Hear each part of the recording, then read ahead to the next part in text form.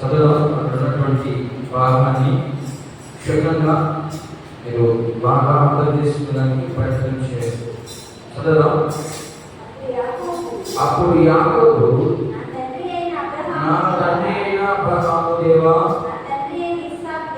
నా తండ్రి అయిన ఇస్సాకు దేవా, నీ దేశమునకు నీ బంధువుల యొద్దకు తిరిగి వెళ్ళుము, నీకు మేలు చేసేదని నాతో చెప్పిన యెహోవా, నీవు ఈ సేవకుడికి చేసిన సమస్తమైన ఉపకారములను సమస్తమైన సత్యములను అపాత్రుడను.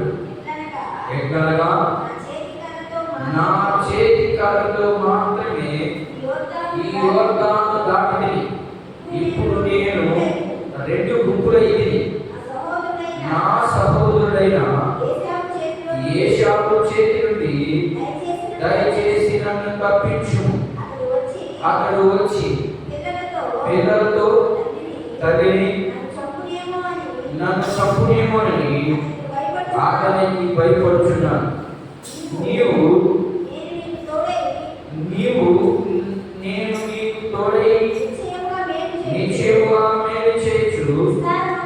విస్తారమగు వలన లెక్కింపలేని సముద్రపు ఇసుక వలె నీ సంతానము విస్తరింపచేసేదని సెలవిచ్చితివే అని.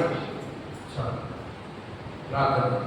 ప్రేమ కలిగిన తండ్రి, కృపాసక్తి సంపూర్ణమైన దేవా, చదవబడిన వాక్య భాగంలో నుంచి ఈ బిడ్డలతో నాతో మీరు సూటిగా మాట్లాడి మా అందరికీ అర్థమయ్యే రీతిగా ఈ కృపా బాహుల్యంలో మేము విశ్వాసంలో అభివృద్ధి చెంది ఈ మాటల ద్వారా మమ్మల్ని మేము సరి చేసుకునే భాగ్యం మీరు మాకు అనుగ్రహించినందుకు నేను స్తుతిస్తాను. ఈ సమయాన్ని స్వీకరించబడిన ప్రతి ఒక్కరికి కూడా మరొక అవకాశాన్ని దయచేయమని కృతజ్ఞతాస్తుతులు చెల్లిస్తూ సమయం అంతా కూడా మీ చేతులకు అప్పగించుకుంటూ యేసుక్రీస్తు పరిశుద్ధ నామములో ప్రార్థిస్తున్నాము తండ్రి, ఆమేన్. చదవబడినటువంటి వాక్య భాగంలో నుంచి కొన్ని విషయాలు నేర్చుకోవడానికి ప్రయత్నం చేద్దాం.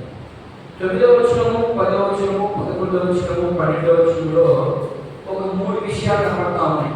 9వ వచనంలో ఏం కనబడతా ఉంది అంటే, దేవుడు యాకోబును ప్రేమించి యాకోబుతో ఒక వాగ్దానం చేశాడు.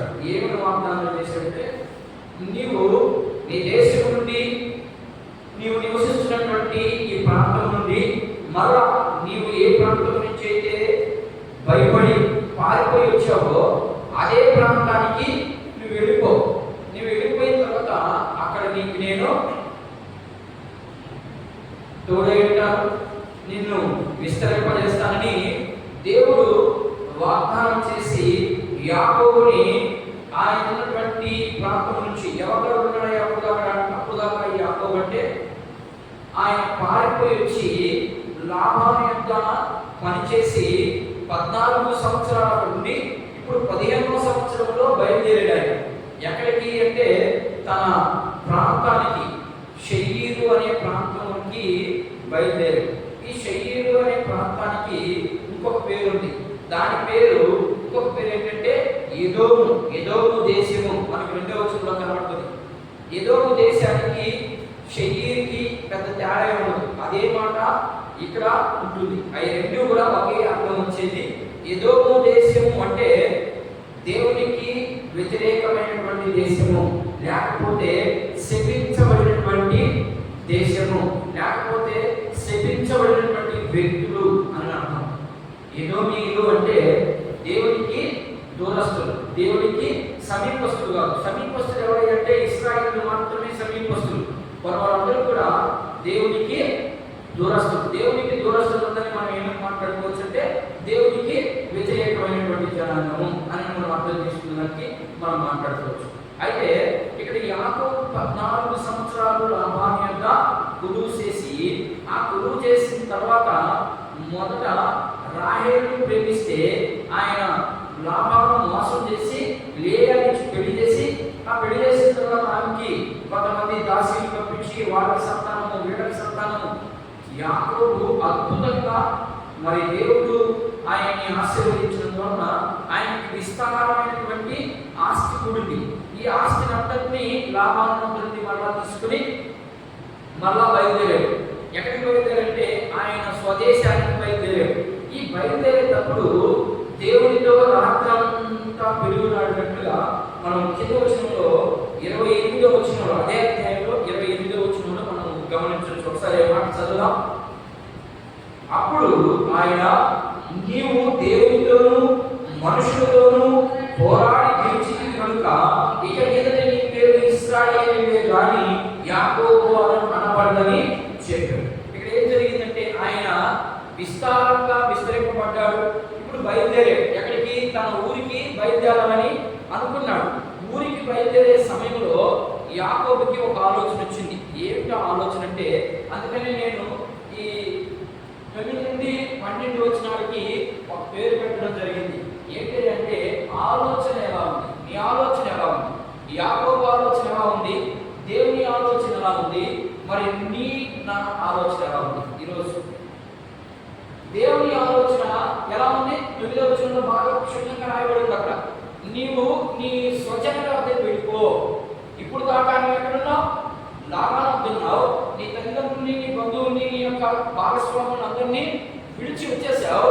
ఇప్పుడు నీకు విస్తారమైనటువంటి ఆస్తి కూడింది. దేవుడు ఆయన్ని దీవించడం జరిగింది. దీవించడం జరిగిన తరువాత ఆయన్ని మరలా తన స్వదేశానికి పంపించడం జరిగింది.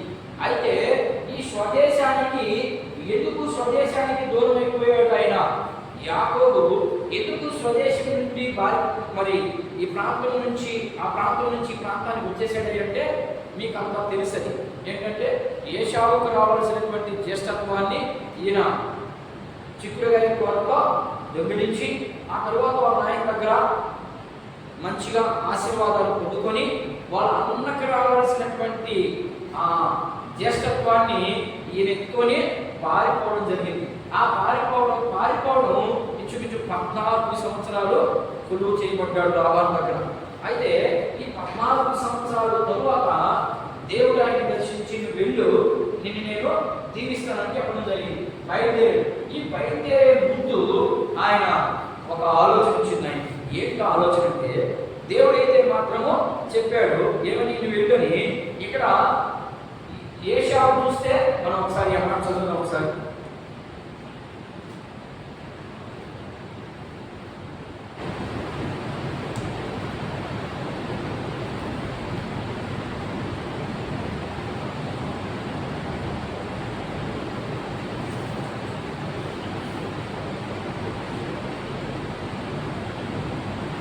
నేను 15 వచ్చి చదువుతాను. ఒకసారి 17 వచ్చి చదవండి. 17 వచ్చి, మరియు వారిలో మొదటి వారితో, నా సహోదరుని ఏశావు నిన్ను ఎదుర్కొని, నీవెవరి వాడు, ఎక్కడికి వెళుచున్నావు, నీ ముందున్నవన్నీ ఎవరివని అడిగిన ఎడల ఏం జరిగిందంటే, ఇక్కడ ఇది చాలు, మీకు అర్థమయ్యేదాన్ని మాత్రమే చదివించాను. ఈ యాకోబు అక్కడి నుంచి బయలుదేరే ముందు కొంతమందిని దూతలను పంపించాడు. ఎవరి దగ్గరికి అంటే ఏశావు దగ్గరికి దూతలను పంపించి, దూతల ద్వారా ఇదిగో నీ తమ్ముడు నిన్ను ఎదుర్కొంటూ మళ్ళా నీ యొక్క సొంత గ్రామానికి మరి వస్తా ఉన్నాడు అని చెప్పడానికి కొంతమంది అక్కడ పనిచేసే వారిని మరి వార్తను ఎత్తుకుపోయిన ఆ రోజుల్లో దూత అంటారు. ఆ దూతని కొద్దిమంది పంపించి వాళ్ళ అన్నకు చెప్పడం జరిగింది. వాళ్ళ అన్న విని సంతోషపడి, ఇక్కడ బాగా అర్థం చేసుకుందని ప్రయత్నం చేయండి. వాళ్ళ అన్న ఏం చేశాడు? విన్నాడు, ఇదిగో మీ తమ్ముడు బయలుదేరుతున్నాడయ్యా, ఫలానా ప్రాంతం నుంచి వస్తున్నాడు, అందులో నీకు కొంత భాగం ఇస్తానని మాకు ముందుగానే చెప్పబడింది, అందుకని మేము వచ్చాము నీకు అని చెప్తుందనే అన్నకి సంతోషం వచ్చి అన్న బయలుదేరాడు. మళ్ళా ఒక 800 మందిని తీసుకొని, ఎవరికి? ఆయనకి ఎదురు, ఎవరికి? యాకోబుకి ఎదురు తీసుకొని బయలుదేరడం జరిగింది. ఆ బయలుదేరేటప్పుడు బయలుదేరారు. సరే, వీళ్ళు ముందుగా వచ్చినటువంటి దూతలు యాకోబు దగ్గరకు వచ్చాయా, మీ అన్న నిన్ను ఎదుర్కొనేదానికి బయలుదేరి వస్తా ఉన్నాడు అని చెప్పినప్పుడు యాకోబుకి ఒక ఆలోచన వచ్చింది. ఏంటి ఆలోచన అంటే, దేవుని ఆలోచన నువ్వు ఎలాంటి భయము, ఎలాంటి ఇబ్బందులు లేకుండా చేస్తానని దేవుడు చెప్తే, ఇప్పుడు యాకోబు ఆలోచన 16 వచనం చూడండి ఒకసారి. 16 వచనం చూడండి ఒకసారి. తన దాసుల చేత అప్పగించిన మీరు మందలకు నడుము ఎడముంచి నాకంటే ముందుగా సాగిపోండని తన దాసులతో చెప్పాడు. ఇక్కడ ఏం జరిగిందంటే, ఇక్కడ ఆయన 400 మందిని ఎదురు పెట్టుకొని వచ్చేది ఈయనకి తెలిసింది. ఇప్పుడు ఈయనకి ఒక ఆలోచన వచ్చింది, అయ్యో మా అన్న దగ్గర నుంచి నేను జ్యేష్ఠత్వాన్ని దొంగిలించాను కదా, మా అన్న ఒకవేళ నన్ను చంపేస్తాడేమో, నా పిల్లలను చంపేస్తాడేమో. మీరు 13వ వచనం నుంచి మీరు అలా చదువుకుంటే గమనిస్తే మీకు ఇంకా చాలా బాగా అర్థమవుతుంది. అయితే అక్కడ మా అన్న నన్ను చంపేస్తాడేమో పాపం, అందుకని నేనేం చేయాలంటే ఈయన ఒక ఆలోచన చేశాడు. చూడండి, మన ఆలోచనకి దేవుని యొక్క ఆలోచనకి చాలా తేడా ఉంటుంది. మనం ఏదో చేసేస్తున్నాము, ఏదో చేసేస్తున్నాము అని అనుకుంటాం, కానీ దేవుని ఆలోచన వేరే. అందుకని యెషయా గ్రంథము 55వ అధ్యాయంలో, నీ తలంపులు వంటివి కావు నా తలంపులు, నా ఆలోచనలు మీ ఆలోచనలు వేరు. మనం ఆలోచించే ఆలోచన వేరు, ఆయన ఆలోచించే ఆలోచన వేరు. మనం ఆలోచించే ఆలోచనలు ఈ రోజుకి, ఈ పూటకి, లేదా ఒక నెలకి మాత్రమే పనిచేస్తుంది. ఆయన ఆలోచన చేసే ఆలోచన నిత్యత్వంలో ఇక ఎప్పటికీ పోదు. ఆయన ఆలోచన అంత స్థిరమైంది. మన ఆలోచనలు స్థిరంగా ఉండవు. ఈరోజు ఒక ఆలోచన చేస్తాం, రేపు ఒక ఆలోచన చేస్తాం, ఎల్లుండి ఒక ఆలోచన చేస్తాం. ఇట్లా మనం ఆలోచనలతోనే మన జీవితాన్ని అంతటిని కూడా పాడు చేసేసుకునేదానికి ప్రయత్నం చేస్తాం. కాబట్టి ఇక్కడ యాకోబు ఆలోచన చేశాడు, ఏమని, మా అన్న నన్ను ఎదురుపడితే మా అన్నను చంపేస్తాడేమో, కాబట్టి నేను తెలివిగా ఏం చేయాలంటే ఆయన ఒక ప్లాన్ వేసుకున్నాడు. ఆయన ఒక ఆలోచన చేసుకున్నాడు.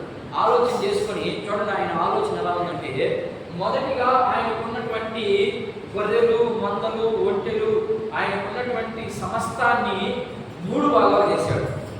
ఆయన వింటున్నారా? 3 భాగాలు చేసి మొదటి భాగానికి లేయా పిల్లల్ని పంపించాడు. మొదటి గుంపు ప్రయాణమై బయలుదేరింది. ఇక్కడికి వెళ్ళాలి. ఆయన ఇక్కడికి వెళ్ళాల్సి ఉంటే మొదటి గుంపు లేయాకి సంబంధించినటువంటి వారు, అర్థమైందా? లేయాకి సంబంధించినటువంటి వారు ఒక గుంపు తయారు చేశాడు. ముందు విభాగించాడు. ఎందుకని విభాగించాడంటే, ఒకవేళ వాళ్ళంతా తిరిగి లెక్క వచ్చేటప్పుడు ముందుగా నేను కనబడితే నన్ను చంపేస్తాడు. కాబట్టి నేనేం చేయాలి? ఇప్పుడు తెలివిగా చూడండి, దేవుడి ఆలోచన ఎట్టి, దేవుడు ఆల్రెడీ వాగ్దానం చేశాడు, ఇదిగో నేనున్నాను, నువ్వు బయలుదేరు అన్నాడు, నేను విస్తరింపజేస్తానన్నాడు.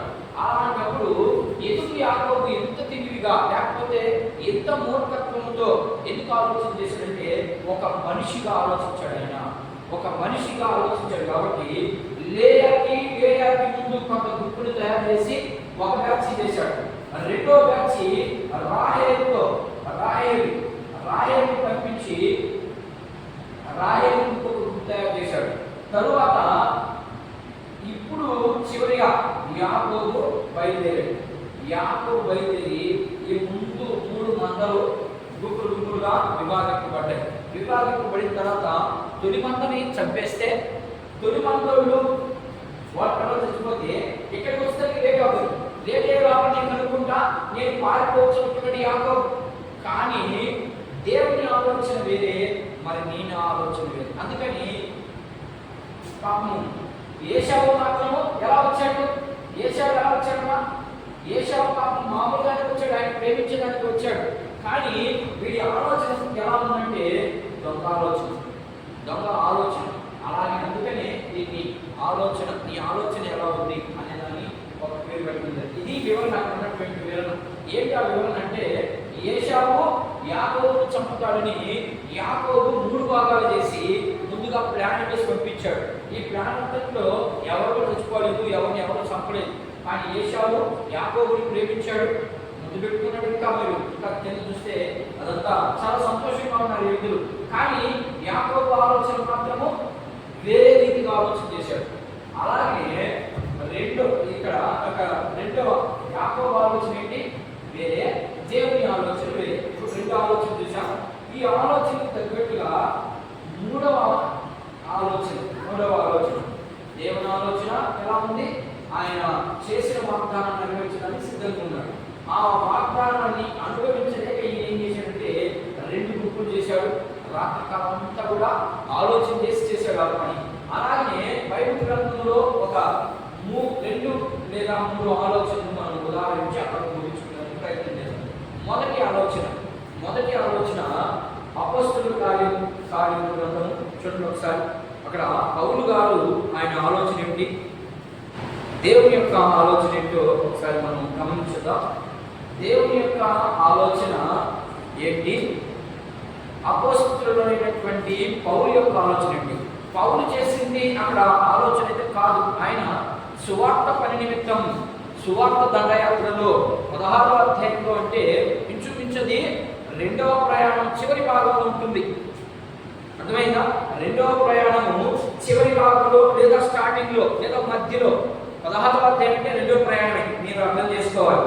ఇప్పుడు చూడండి 16వ అధ్యాయాన్ని మనం ఒకసారి క్షుణ్ణంగా చదువుకుంటూ వెళ్దాం. చదువునైనా పౌలు దెర్బేకును లుస్త్రాకును వచ్చి అక్కడ తిమోతియు అనే ఒక శిష్యుడు ఉండేను. అతడు విశ్వసించిన ఒక యూదురాలి కుమారుడు. అతని తండ్రి గ్రీకు దేశస్థుడు. అతడు లుస్త్రాలోను ఇకోనియాలోను ఉన్న సహోదరుల వలన మంచి పేరు పొందినవాడు. అతడు తనతో కూడా బయలుదేరి రావాలని పౌరులు కోరి అతనితో కూడా గ్రీకు దేశస్థుడైన ప్రదేశం అంతటిని యూదులందరికీ తెలియగా కనుక వారిని బట్టి అతన్ని తీసుకుని సున్నతి చేయించారు. వారు ఆయా పట్టణాల ద్వారా వెడుచు యెరూషలేములో ఉన్న అపోస్తలుల పెద్దలను నిర్ణయించిన విధులను కైకొడుతూ వాటిని వారికి అప్పగించారు. కనుక సంఘస్థులు విశ్వాసముంచినందున స్థిరపడి అనుదినము లెక్కకు విస్తారముగా ఉండెను. ఆసియాలో వాక్యము చెప్పకూడదని పరిశుద్ధాత్మ వారిని ఆటంకపరచునందున వారు పుర్గియా గలతియా ప్రదేశముల ద్వారా వెళ్ళి ముసిదియాకు వచ్చి బితోనియాకు వెళ్ళుటకు ప్రయత్నం చేసి గాని యేసు యొక్క ఆత్మ వారిని వెళ్ళనీయలేదు. ఇక్కడ ఏం జరుగుతా ఉంది? వీళ్ళు సువార్త చెప్పుకుంటూ సువార్త దండయాత్రలో కొంత ప్రాంతానికి సువార్త చెప్పుకుంటూ వచ్చి వీళ్ళు ఎక్కడికి వెళ్ళాలనుకున్నారన్నా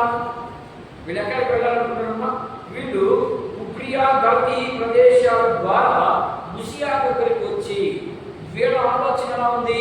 మనం ఈ ప్రాంతంలో సువార్త చెప్తే బాగుంటుంది. ఆసియా ఖండంలో వాళ్ళు కొన్ని ప్రాంతాలు ఏర్పాటు చేసుకున్నారు. వాళ్ళ ఆలోచనకు తగ్గట్టుగా ఏర్పాటు చేసుకున్నారు.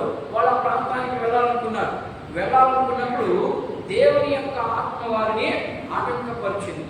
వీళ్ళ ఆలోచన ఎలా ఉంది?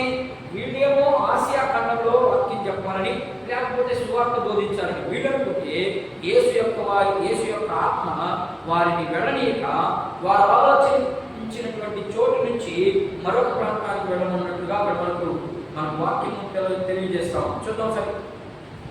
యేసు యొక్క ఆత్మ వారిని వెళ్ళనీయలేదు. అటు తరువాత అంతటా వారు ముసిదియాను దాటిపోయి త్రోయాకు వచ్చి అక్కడ మాసిదోనియా దేశస్థుడు ఒకడు నిలిచి, నీవు మాసిదోనియాకు వచ్చి మాకు సహాయం చేయమని తనను వేడుకుంటున్నట్లు రాత్రి వేళ పౌలకు దర్శనం కలిగెను. ఈయన ఏమనుకుంటున్నారు?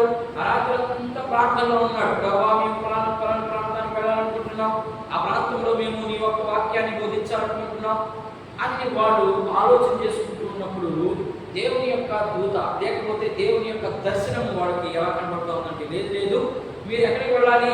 మీరు ఆసియాలో వద్దు, ఈ ఆసియా ఖండంలోనే ముసిదియా అనే ప్రాంతానికి మీరు వెళ్ళి అక్కడ మాసిదోనియాకి వెళ్ళి అక్కడ మీరు సువార్త చేయండి, మీరు ఇక్కడ సువార్త చేయొద్దు. ఎందుకు చెప్పుకుంటాడు దేవుడు? అక్కడ దేవుడు ఎందుకు మాసిదోనియాకు బయలుదేరండి, మీరు ఆ ముసిదియా అనే ప్రాంతాన్ని విడిచిపెట్టి మీరు ఆ ప్రాంతానికి వెళ్ళండి అంటే దేవుని ఆలోచన వేరే, మనుషుల ఆలోచన వేరే.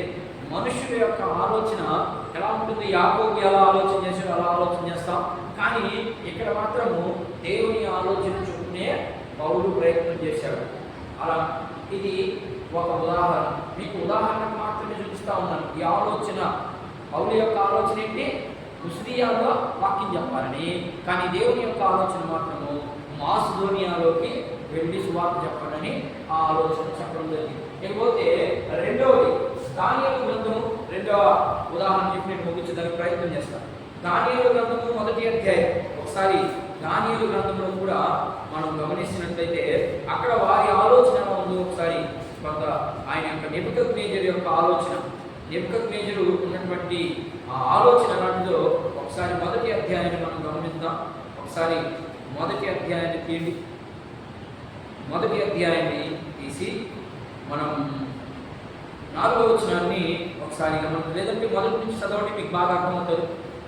యూదా రాజు యెహోయాకీము ఏలుబడిలో 3వ సంవత్సరము బబులోను రాజు నెబుకద్నెజరు యెరూషలేము మీదకి వచ్చి దానిని ముట్టడివేయగా ప్రభువు యూదా రాజు యెహోయాకీమును దేవుని మందిరములో శేషించిన ఉపకరణములను ఆ రాజు చేతికి అప్పగించాడు కనుక అతడు ఆ వస్తువులను షీనారు దేశములోని తన దేవతా స్థలములలో తీసుకుని పోయి తన దేవతాలయము బొక్కసములో ఉంచెను. రాజు అశ్వనుచు అను తన నపుంసకుని అధిపతిని పిలిపించి ఈలాగు ఆజ్ఞాపించింది. ఇశ్రాయేలు రాజవంశంలో ప్రాముఖ్యమైన లోపము లేని సౌందర్యము, సకల విద్య, ప్రవీణత, జ్ఞానం కలిగిన తత్వజ్ఞానము తెలిసిన వారై రాజనగరములో నివాసించదగిన కొందరు బాలులను రప్పించి కల్దీయుల భాషను, కల్దీయుల విద్యను వారికి నేర్పమని చెప్పాను. ఇక్కడ మీకు ఏమర్థమైంది?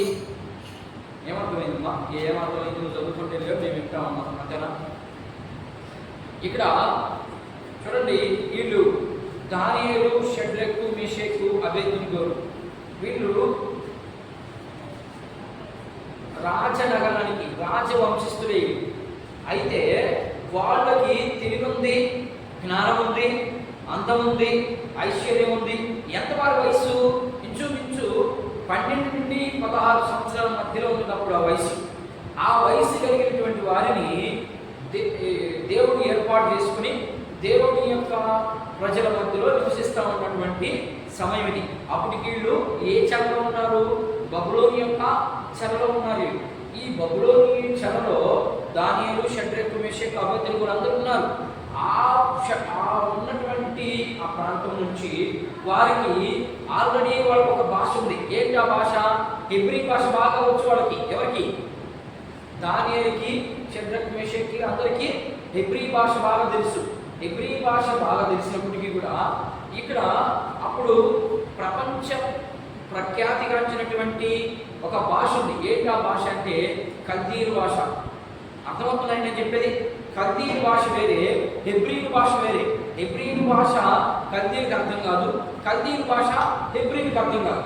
అందుకని రాజు ఏం చేశాడంటే తాను ఏలుబడి చేసే ఆ రాజ్యానికి అంతటికీ కూడా మంచి తెలివైనటువంటి వారుగా ఉండాలని ఇశ్రాయేలీలో తెలివైనటువంటి రాజరికములో ఉన్నటువంటి పిల్లల్ని కొద్దిమందిని తీసుకొచ్చి ఆయన యొక్క సంస్థలో పెట్టుకొని వాళ్ళకి కల్దీయుల భాష నేర్పించమంటున్నాడు. ఎందుకు నేర్పించమంటాడు? ఆల్రెడీ వాడు రాజరికంలో ఉన్నటువంటి వారు, ఆల్రెడీ వారు జ్ఞానవంతులు, ఆల్రెడీ వారు తెలివైనటువంటి వారు. అయినా కూడా నెబుకద్నెజరు రాజు అక్కడ అష్పెనెజరు అనే ఒక వ్యక్తికి ఏం చెప్తా ఉన్నాడంటే, మీరు వెళ్ళి ఇశ్రాయేలులో మంచి జ్ఞానవంతుడిని అన్నమాట ఒకసారి చదవండి. ఇశ్రాయేలు రాజవంశంలో ప్రాముఖ్యులైన లోపము లేని సౌందర్యమును, సకల విద్యా ప్రవీణతయు, జ్ఞానము కలిగిన తత్వజ్ఞానమును తెలిసిన వారిలో రాజనగర ముందు నిలవదగినటువంటి కొందరు బాలులను రప్పించి వారికి కల్దీయుల భాష నేర్పించాడు. అంటే రాజనగరంలో నిలవదగినటువంటి వారంటే ఎంత వయసు వాడు నిలబడతారు? ఇదంతా మనం అర్థం చేసుకోవాలి. రాజనగరంలో ఉదాహరణకి హాస్టల్లో ఎంతమంది ఏ వయసు వాడు నిలబడతారు? హాస్టల్ అనుకుందాం, మనకు అర్థమయ్యేదానికి.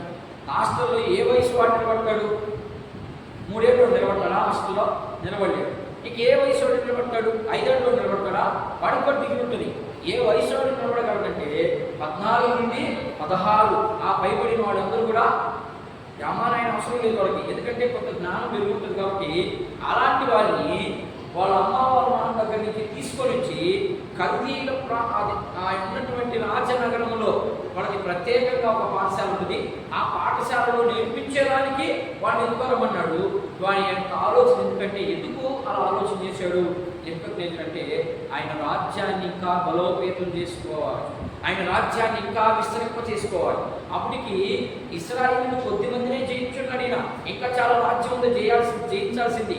అక్కడ ఉన్నటువంటి ప్రజలందరికీ కల్దీయుల భాష రాదు, అందుకని హెబ్రీయులకి కల్దీయుల భాష రాదు, కల్దీయులకి హెబ్రీయుల భాష రాదు. అందుకని వీళ్ళిద్దరికీ మధ్యస్థంగా ఉండడానికి వేళను తయారు చేసేదానికి ఒక భాష నేర్పించు. ఎలా ఉందో చూడండి ఆయన ఆలోచన. దానియేలు అయితే ఆయన యొక్క రాజ్యాన్ని బలంగా చేసుకునేదానికి, లేకపోతే ఎక్కువగా విస్తరింపజేసుకునేదానికి ఆలోచించాడు. ఆలోచన ఇది మొదటి ఆలోచన. రెండో ఆలోచన, సువార్త చెప్పాలనే ఆలోచన పౌలుకుంది. కానీ పౌలు చెప్పాలనుకున్నటువంటి ప్రాంతాన్ని విడిచి వేరొక ప్రాంతానికి చెప్పమన్నాడు దేవుని ఆత్మ వచ్చి. యేసు యొక్క ఆత్మవాన్ని వెళ్ళనీయలేదు. అంటే వీళ్ళ ఆలోచన వేరే, వీళ్ళ ఆలోచన వేరే. వీళ్ళిద్దరి ఆలోచన ఒకటే. ఏమో నిబ్బేమో ఆయన రాజ్యాన్ని బలపరచుకోవాలనుకున్నాడు. కానీ పౌలేమో యేసు క్రీస్తు యొక్క రాజ్యాన్ని విస్తరింప చేయాలని అనుకున్నాడు. ఇకపోతే చివరిగా ముగింపులో మరి నీ ఆలోచన నా ఆలోచన ఎలా ఉంది? మన ఆలోచన దేవునికి వ్యతిరేకంగా ఉందా? ఎంత దేవుడికి సంపాదించుకోవాలి మన ఆలోచనలో ఉన్నావా? లేకపోతే దేవుడితో కూడా ఉండాలనే ఆలోచన ఉందా? లేకపోతే దేవుని విడిచిపెట్టాలనే ఆలోచన ఉందా? లేకపోతే దేవుని మోసం చేయాలనే ఆలోచన ఉందా? ఎలా ఉంది నీ ఆలోచన? నా ఆలోచన ఎలా ఉంది? మనం అర్థం చేసుకునేదానికి ఈ చివరిగా ఈ మాటను మనం ముగించుకోవడానికి ప్రయత్నం చేద్దాం. ఎలా ఉంది నీ ఆలోచన? దేవుని ఆలోచన ప్రకారంగా దేవుడు ఒక ప్రణాళిక కలిగి నిన్ను లోకంలో నుంచి సపరేట్ చేసి నీకు రక్షణ, మారు మనసు, పాపక్షమాపణ అన్నీ ఇచ్చి నిన్ను ప్రేమించి నీ కోసం మరణించి నీ కోసం తిరిగి లేచి మరణాల యొక్క పాపంలో పడిపోతామని నిన్ను ఆత్మలో నడిపిస్తూ ముందుకు నడిపిస్తూ ఉంటే నీ ఆలోచనకి ఆయన ఆలోచనకి ఏమన్నా పంపనుందా లేదా అనేది మనం పరిశీలన చేసుకోవాల్సినటువంటి రోజు ఈ రోజు.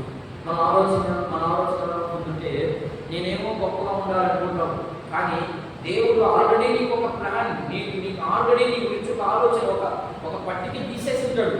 దాన్ని దాటి పోవాలి అంటే నీ సొంత ప్రయత్నాలు ఏం పని. నువ్వు దేవుడితో కూడా ఉండి నువ్వు దేవుడితో కూడా నడిచి వెళ్తా ఉంటే నీ ఆలోచన మొత్తం ఆయనకు తెలుసు. నిన్ను నీవే ఆయనకు అప్పగించుకోవాలి. నీవు ఎప్పుడైతే ఆయనకు అప్పగించుకుంటావో ఆయన నిన్ను ఉన్నత, ఇప్పుడు యాకోబుని ఉన్నత స్థానంలో పెట్టాలని తల్లి గర్భంలోనే వాళ్ళిద్దరూ తల్లి గర్భంలో ఉండగానే చిన్నవాడు పెద్దవాడికి, లేకపోతే పెద్దవాడు చిన్నవాడికి దాసుడు అవుతాడని చెప్పేశాడు. కానీ యాకోబు ఏమో ఆలోచన చేశాడు, యాకోబు నేను మా అన్న చంపేస్తాడేమో తల్లి గర్భంలోనే చెప్పాడు. ఏమని చెప్పాడు? ఇద్దరు ఒకే అమలుగా వచ్చాడు, ఇద్దరు మన భాషలో అర్థమైందా? కాళ్ళు పట్టుకొని ఊరేగంతా వచ్చాడు. ఇప్పుడు ఏశావు ముందు వచ్చాడు, తర్వాత యాకోబు వచ్చాడు. యాకోబు వచ్చినప్పుడు రిబకాకు అప్పుడే చెప్పాడు దేవుని ఆత్మ ఏం చెప్తుందంటే, ఇదిగో చిన్నవాడు పెద్దవాడికి యజమానుడు అవుతాడు, పెద్దవాడు చిన్నవాడికి దాసుడు అవుతాడని చెప్పాడు. అంటే దాని అర్థం ఏంటంటే చిన్నవాడిని నేను ఆశీర్వదిస్తాను, పెద్దవాడిని నేను తగ్గిస్తాను, వాడిని నేను ఎంత ఇవ్వాలో అంతే ఇస్తాను అని నేను ఆలోచన ముందుగానే చెప్తే, ఇప్పుడు యాకోబు ఏం చేస్తున్నాడా? దేవునికి సమస్తము అప్పగించున్నాడు. కానీ అప్పగించకుండా ఈయన కొత్తగా ఒక ఆలోచన చేశాడు. అందుకనే ఇష్టమైనటువంటి భార్యను పోగొట్టుకున్నాడు. ఇష్టమైనటువంటి భార్య ఎవరికి? యాకోబుకి ఇష్టమైనటువంటి భార్యను పోగొట్టుకున్నాడు ఈ ఆలోచన వల్లే. మరి ఈ ఆలోచన వల్ల దేవుడు మనకి ఇవ్వవలసినటువంటి ఆశీర్వాదాలు, లేకపోతే మనకి ఏదైతే ఎత్తిపెట్టినాడో దాన్ని నువ్వు కూడా నీ ఆలోచనతో పోగొట్టేసుకుంటున్నావా? అది ఈరోజు మనం నేర్చుకోవాల్సింది. యాకోబు అయితే దేవునికి ఒక ప్రణాళిక ఉంది. ఆ ప్రణాళిక ప్రకారం యాకోబుని ఆశీర్వదిస్తానన్నాడు, ఆశీర్వదించాడు. ఆశీర్వదించి ఇంకా మేలైనటువంటి స్థితిలోకి వెళ్ళాలనుకున్నటువంటి స్థితిలో ఉండగా ఇప్పుడు ఈయన ఆలోచన చేశాడు, మనిషి రీత్యా ఆలోచన చేశాడు. ఈ ఆలోచన ఏం చేసింది అంటే యాకోబుని భయభ్రాంతులు చేసేసింది. యాకోబు భయపడ్డాడు. యాకోబు దేవుడు ఉన్నాడనే ధైర్యం కూడా లేకుండా ఆయన సొంత ఆలోచనతో ఆలోచించినందుకు తన భార్య అయినటువంటి రాహేలుని మధ్యలోనే పోగొట్టుకుంటాడు. మరి నీ ఆలోచన ఎలా ఉంది? దేవుని ఆలోచన మన మీద ఒక ఆలోచన ఉంటుంది ఆయనకి. అందుకనే ఒక భక్తుడు పాట పాడాడు, ఒక వ్యక్తి పట్ల ఆయన సంకల్పం, జగత్పునాది వేయక మునిపే ఈ భూమిని ఆకాశమును ఏర్పాటు చేయగలిగే నిన్ను ఆల్రెడీ ఆయన చూసి నీ ఆలోచనంతా ఎరిగి అయినా కూడా నిన్ను భూమి మీద పంపించాడు అంటే ఆయన ప్రణాళిక ఎలా ఉంటుందో ఒకసారి మనం అర్థం చేసుకున్నాను ప్రయత్నం. మరి నీ ఆలోచన నా ఆలోచన ఎలా ఉంది? నీ ఆలోచన దేవునికి అనుకూలంగా ఉందా లేకపోతే సానుకూలంగా ఉందా? ఒకవేళ సానుకూలంగా ఉంటే మార్చుకుందాం. ఇదే సమయం, రాత్రి ఉంటామో పోతామో తెలియదు. ఈ సమయాన్ని సద్వినియోగం చేసుకున్నానికి మనందరము ప్రార్థిస్తే, ఇక్కడ యాకోబు ప్రార్థించాడు, అవకాశం దొరికింది, అందరూ కూడా సంతోషంగా జీవించారు. మరి నువ్వు నేను మన దేవుని యొక్క పాద సన్నిధిలో మనం అడిగితే మన ఆలోచన వేరేగా ఉన్నప్పటికీ కూడా దేవుడు తన ఆలోచన చుట్టూ మనందరినీ కూడా దీవించేదానికి, ఆయన యొక్క ప్రణాళికను నెరవేర్చుకునేదానికి ఆయన సిద్ధ మనసు కలిగి ఉంటాడని దేవుని యొక్క వాక్యం సెలవిస్తూ ఉంది. కాబట్టి అందరూ కూడా తల వచ్చి కళ్ళు మూసుకొని